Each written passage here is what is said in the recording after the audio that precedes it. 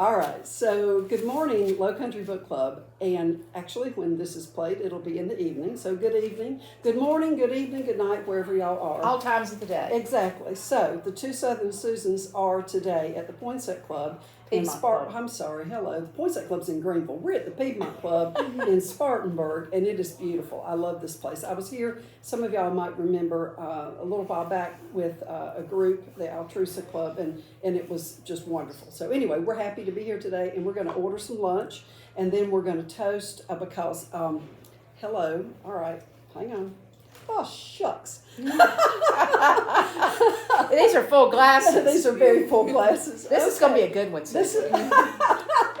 Veronica, don't edit that out because I think it's real and we like to keep it real. We like to keep All it right, real. So we are celebrating Susan's new book today, which I look forward to talking about next month. The Sullivan's Island Supper Club. I wanted to make sure I got the article right. The Sullivan's Island yes, Supper we Club. will be discussing this book next month. Susan's going to interview me. That'll be fun. It will be a lot of fun. I don't know what she's going to ask. We'll see. Okay, so today we're going to talk about Katherine Center's book, The Rom-Commers, but first, cheers to Susan's new novel. Thank you. I'm so excited.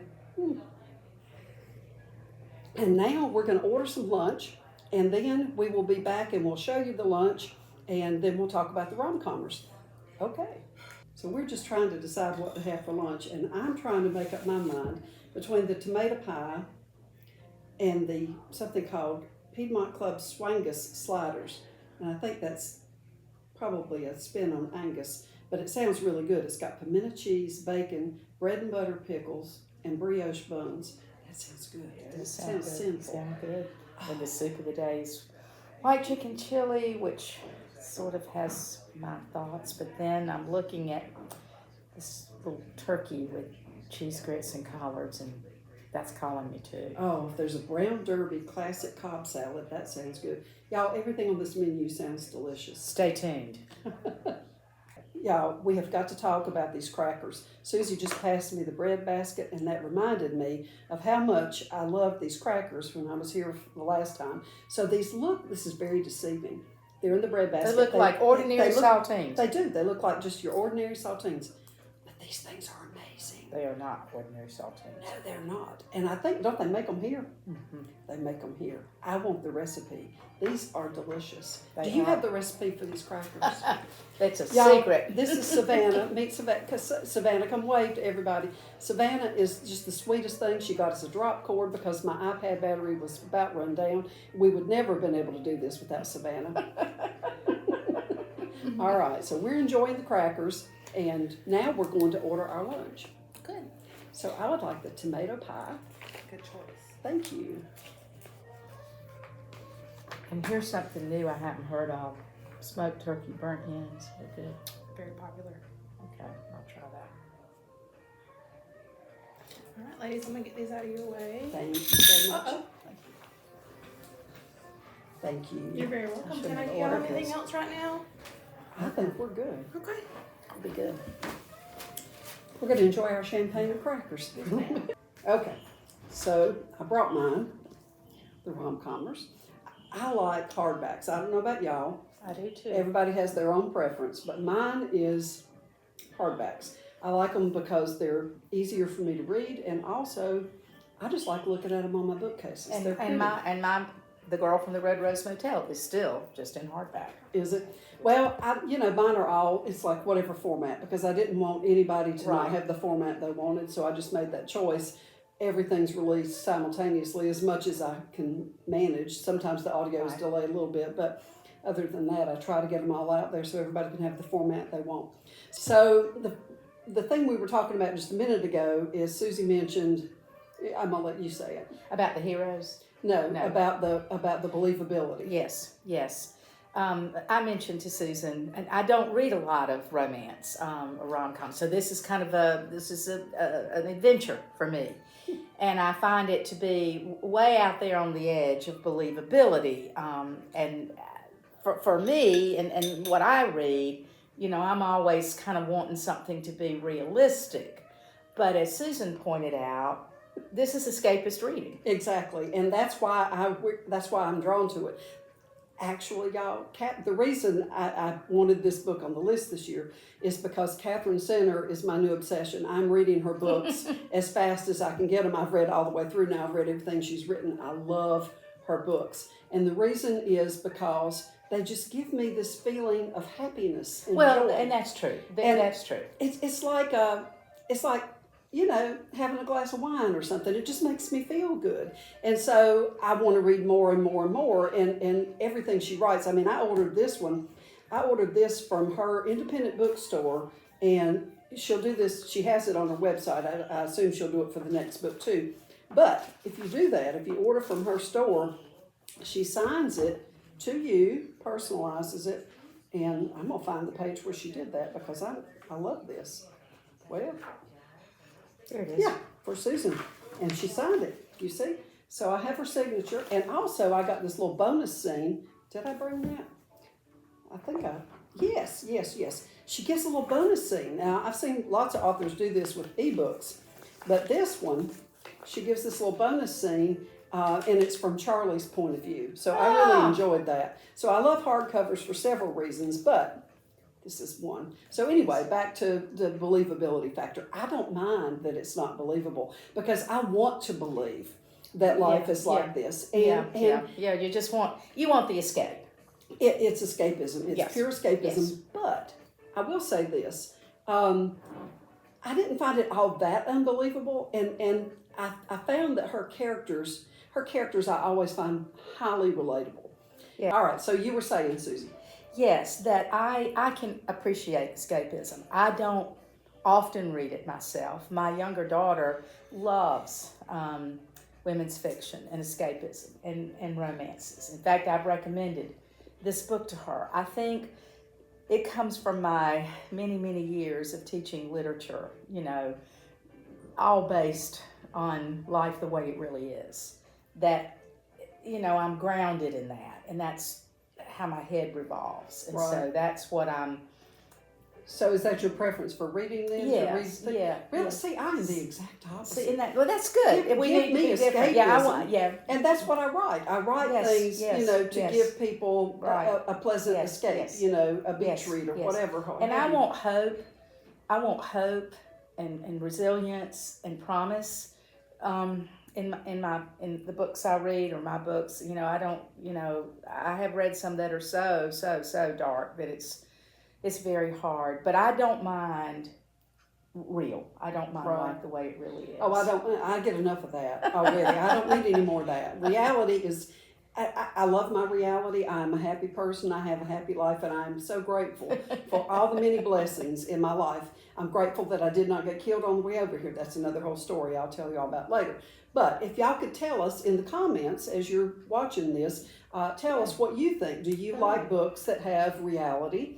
Or mainly literary fiction or escapist fiction. Right. And maybe, like my friend Sally, you like a combination. Right. That she reads what she calls the real stuff, and then she enjoys reading what she calls sort of the fluff, because that helps keep her spirits high. Right. And helps, makes her feel good, Right. like you said. And I understand what you're saying, but see, to me, this, and I'm not trying to be contrary, but to me, this was not fluff. This was... No, I really, I agree. That wasn't the right word to use. No. I agree. I think she does a good job. I sort of wish she had developed it earlier on so that we understand why this young woman, Emma, has devoted her whole life to taking care of her father. Right. And it's not just that I'm the best person on earth you can imagine, which is not, we're all human. Right. But that she carries a lot of guilt.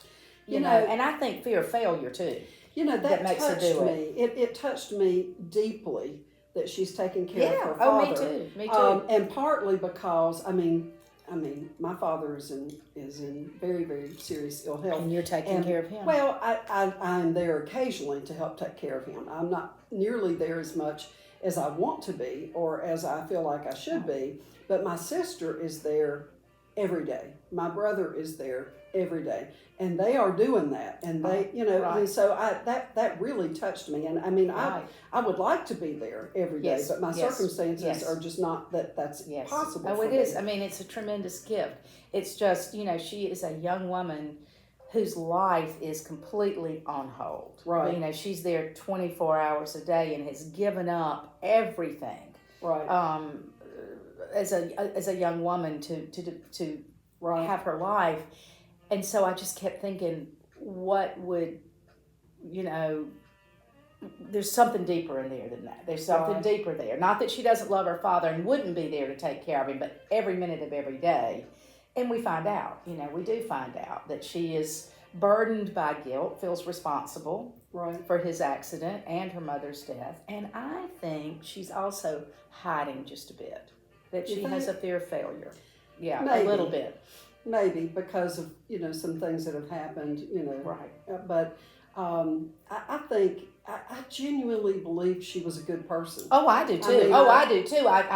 Yes, I do think that completely, absolutely. But, you know, it's quite something to give up your whole life to allow your younger sister to have hers, right? Which is basically because there are two of them to share the burden, so to speak. And she's, you know, she has allowed her sister to have a complete life, right?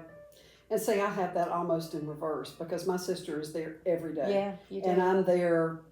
You do. Some. I mean, like I just went. I was there for 10 days. Right. I was there till I got COVID and had to come home. But I mean, you know, I'm there, exactly. but I'm not there every day. Exactly. Like and I had the same when my father was in his last days. My brother lived with him, and so he was taken care every day, and I went every weekend. Mm-hmm. You know, I went every weekend.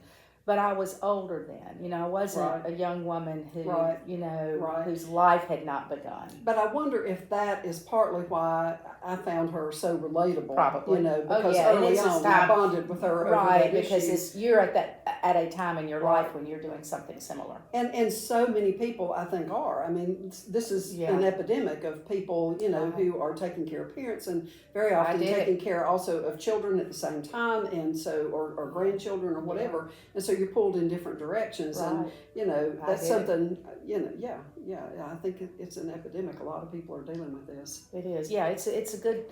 She did a fine job, you know, with her subjects. Right. Well, she made her characters very relatable, and I think this is a key part of it. And she did that right out the gate. I mean, when she's introducing the character to me, she made her immediately sympathetic and relatable. Right. Okay. All right, so what is the next thing on our list? While we're waiting for our lunch, we'll kind of check some of these off. Susie made us notes. I don't have an answer to this, but this intrigued me to think about. I saw this, that someone else had mentioned it online, that chapter 4 opens with the line, "Don't meet your heroes." And for Emma, meeting her hero turns out to be really her dream come true. And then, so the question, you know, you start thinking about, well, what real life people whom you just admired, looked up to, have you met? And then was your opinion changed, or was it altered? Was that sort of fantasy of who you thought this person would be, is it altered or changed? I don't have an answer for that, but I think it's an intriguing question. It'd be wonderful if some of you out there would put your ideas. I mean, tell us in did comments. You meet Robert Redford, you know, back in the day? Because he was one I worshipped when I was a young woman. And I wish I could have met Robert Redford. But would it have lived up to my expectation? I think that's an intriguing question. And she so looked up to him and admired him and was fixated on him because of his work, because of what he had written, you know. And I think that's another interesting point. It's like she didn't know him, but she kind of knew him, because if you've read enough and she'd of what seen somebody him writes make presentations. I mean, she knew his mannerisms Mm-hmm. and all such as that. Right. Okay. All right. So we don't have the answer, but if y'all we don't have the answer, but we think it is an intriguing question. We do, and y'all tell us what you think in the comments. Okay. All right, so what else do we have here to talk about? Well, let's go back to the first one. About the premise is the idea that love does exist in spite of many naysayers. And I mean, I certainly agree that it does. Oh, Savannah's back. Hang on. She has food. Lunch. Lunch is here. We'll let y'all look, and then we'll pause while we eat because that won't be pretty. And then we'll come back after that. Oh my. So this is my tomato pie with a salad and some watermelon. Oh, this looks delicious. It does. Oh, I like that plate too. That's interesting. Mm-hmm. So that your fruit doesn't bleed over into your Yeah. salad. Ma'am, this plate is so hot. Oh, So please be very yum. careful, okay? Okay. Savannah. Yes, ma'am. Would you pick that up and show everybody our food because we want to share. Let's see. Bend it. Yeah, bend it. Yeah, just bend it. down. Okay. Yes. So I have the tomato pie and the salad and the watermelon in this cute little dish with its own little side dish built in. And then these are those crackers. And I that you told me have about. something very wicked.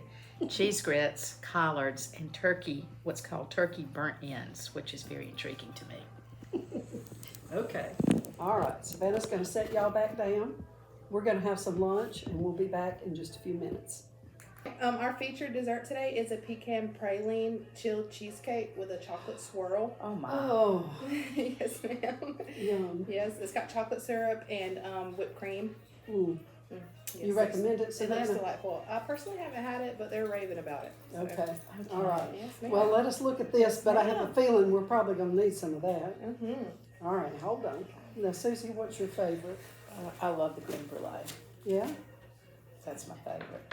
Gosh, it all sounds delicious. Oh, peach cobbler. Okay, y'all. So they have key lime cheesecake tiramisu, chocolate banana peanut butter layer cake, buttermilk vanilla panna cotta, turmeric almond pound cake, peach cobbler, classic creme brulee, no sugar added butter pecan ice cream. I'm sorry, that's not going to make the cut today. And a gold brick. And the gold brick, which they're famous for. Okay, now the gold brick is a Piedmont Club tradition, vanilla bean ice cream topped with a chocolate nut sauce. That does sound good. But I'm sold by what she's, the featured dessert. I may have to have that. It does sound divine. Okay, so while we are waiting for Savannah. Y'all to just come thought back- we were going to have an interview, right? We're just going to eat dessert all afternoon. Well, now, we can't really do an interview because I I probably mean, should. interview. I should have said this at the very beginning. Review. Catherine Center was not able to be with us today. That's about like saying right now with her being on book tour and doing everything she's doing, it's about like saying, Queen Elizabeth couldn't be with us today or whatever. I mean, But she's missing out. She is. She's missing out. We're having a nice lunch. We would love for her to be here with us, but she's not. So there's no interview. It's just the two of us Review. It's a discussing her review. book. Yes. Right. Actually, yes, it's more like a review. Yes. And of course, we both love the book, and if we didn't, we would not video it and put it on the internet. Because we're Southern girls, and we don't do that. We don't say nasty things about people on the internet, not ever. No, not ever. Not ever. Not ever. And I don't discuss politics on the internet. No, not no, ever. Not ever.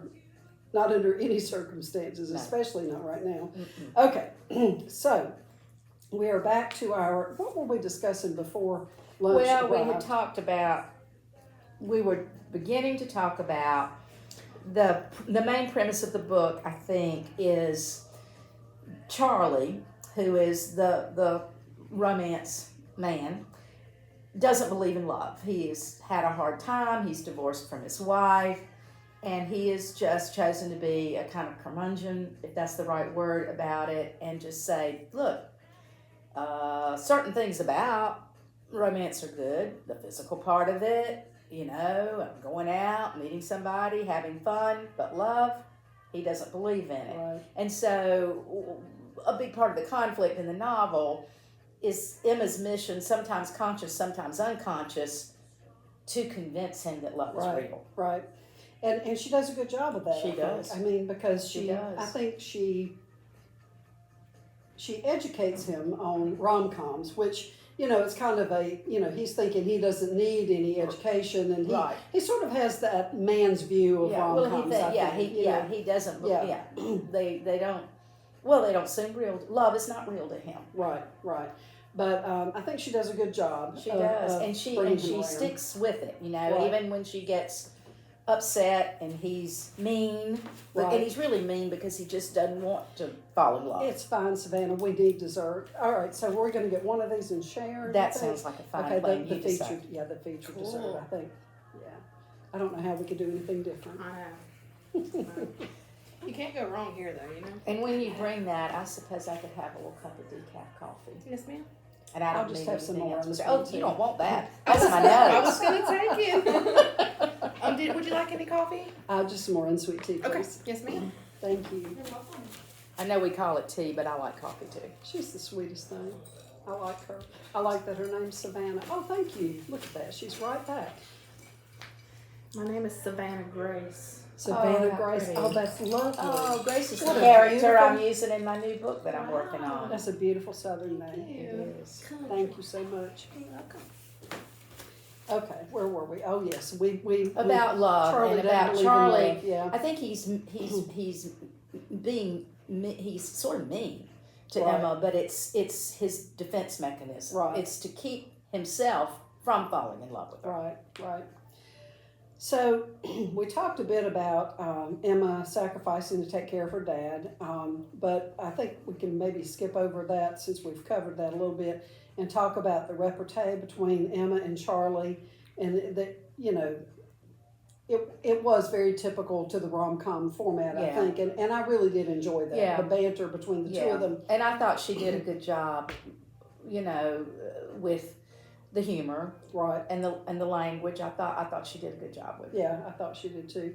Actually, I loved everything about this book. If y'all haven't guessed that by now, I loved everything about this book and probably every book she's ever written.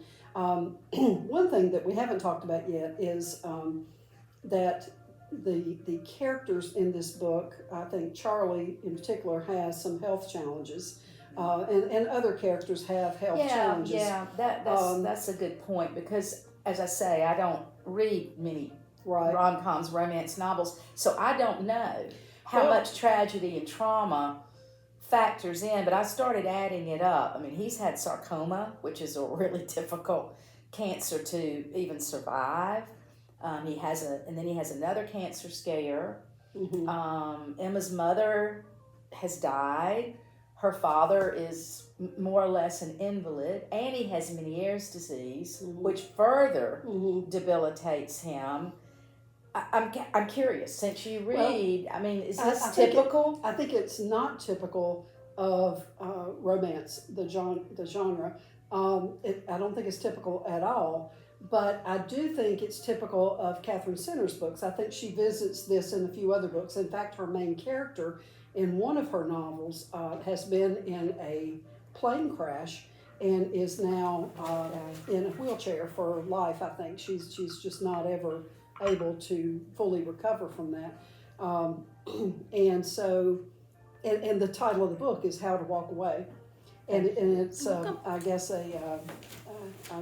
some sort of reference to that. But she never really does walk again, at least not in that book. Well, and it certainly is true that trauma is a great device Mm-hmm. for bringing disparate people Mm-hmm. together. Like, I think of one of the main turning points in the novel being when he's speeding around the curves, they're driving, and she's already kind of had a premonition that something's not going to go well, and he goes off the road, and the truck is literally Right. hanging over the guardrail stops them, but they're on the precipice, and it's almost like if somebody sneezes or coughs, they're going to go on over and go down the ravine.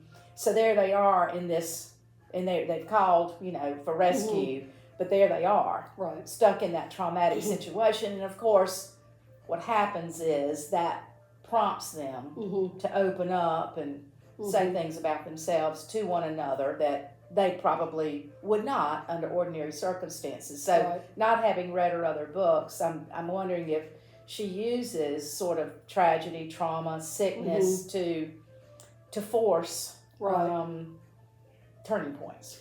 And I think perhaps she does, but I think also it feels to me a bit like there's a message in there that romance is not just for perfect people, and I love that. I mean, it's like, even the rest of us, can have romance, and everybody can have a happy ending, even if you've had other hard things happen. Right. Oh, Yeah. here comes Savannah. Oh, look at this beautiful dessert, y'all. Are we ready? Oh yes, be sure to show them. Oh, yeah. I'm gonna put them in. Thank you. You're welcome. My goodness. This looks amazing. Oh my goodness. Now you tell me She's if I gonna got show the you. angle right. Okay. Are Oh, you yeah. jealous? You should be. Thank you, Savannah. You're welcome, ladies. Stay. What were we talking about just then? About trauma, Yeah. bringing people together. And I did a little bit of reading since I don't know about it, and I did learn that traumatic events in rom-coms are a common element that writers use to bring people together who have Right. had reasons to stay Right. apart, and it Right. makes sense. Right, and I think that is more common. The health issues, I think, are not as common, and I think in general, Yeah, just more of a traumatic moment Right. that forces you to a new Right. place. I think in general her main characters are not quite as perfect as maybe the typical Yeah, more flawed. Characters in a rom-com would be, and I guess it bears talking about because we did speak about this earlier that Katherine Center is not really what you would think of as a romance novelist. She's more of a women's fiction novelist. Right. But her novels, especially her more recent ones, I think they all have strong romantic plots or strong romance plots, and there definitely is a happily ever after, which is the definition Boy, this of one a is romance. this one's super happily Right, ever right, after. right. I mean, it couldn't yeah. be any better. Right, it is a very happy ending. It's Everybody's everybody's happy. happy. God's Yeah. in his heaven and all's right with the world in this book. And I love that. I love that. That is a perfect book. There's for part of me that goes, no, that's not ever going to happen. That's not ever going to happen, but that's okay. I do not feel that way at all because that's what I need. That's what you There's need. so much wrong with this world. I need to read a book. Cinderella. Where everything, exactly. I need to read a book where everything works out for everybody, Yeah. and all is good. right with the world. Yes. And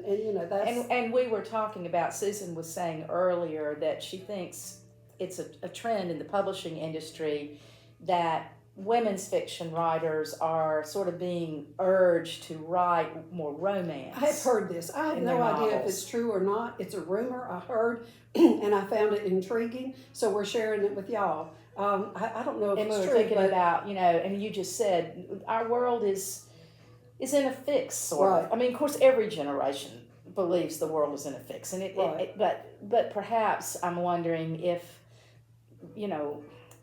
the romance that the public psyche needs the romance to be able to connect human to human in positive ways, I think we do, and I think we because we need. seem to be so disconnected. Right, I think we do, and I think we need books that have positive outcomes. I mean, even if there are rocky roads through the book, Right. we need our escapism to be positive because Right. there's enough negativity in the world. So True. And That's I don't what mind the negativity, and I don't have to have a happy ending, but I do want hope. okay, well, I think it makes for an interesting conversation. That's right. It makes for that we two have Southern both- Susans. and here. I'm out of champagne, but I'll toast you with my tea. I'll toast you with the Oh, rest of my okay. champagne. All Thank you. right. This has been fun. Thank you all so much. I think we have discussed this novel in depth. Oh, you didn't drink. It's bad luck not to drink. Oh You don't my! drink. I forgot. If y'all have comments and thoughts about the book, please add them in the comment section and let us know what you thought. And if you would like to see more books like this in our reading list, Katherine Center is in fact a Southern author. She's in Texas. She's from Texas. But she's a little further afield from what we normally read. But if you enjoyed her book, let me know. And send us suggestions. Yeah, absolutely. Send us suggestions. We will be working on the list for next year soon. So if you have suggestions, leave those by all means in comments or message one of us and let us know. But most definitely tune in when I interview Susan next month with her novel. I'm looking forward to it. That's going to be too. fun. Thank y'all so much. And we're going to enjoy this dessert. All right. Bye-bye. Bye, y'all.